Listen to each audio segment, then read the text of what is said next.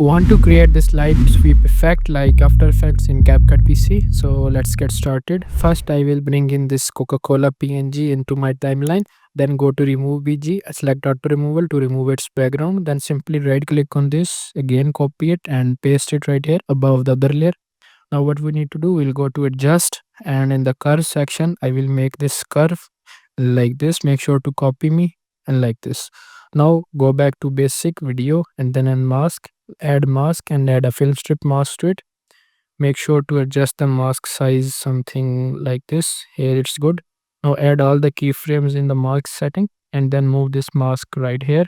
Now move to the end frame like this and then simply drag this mask down until it disappears from the Coca-Cola bottle like this. So this will be our animation for now like this. We will just right click on this keyframe, show all presets and select cubic out. So it will be looking like this. Now what we need to do, I will just select this layer, go to basic, and in the blend mode we need to select the blend mode which fits your video. I will go with overlay, you can try any other one. Now our animation is looking like this.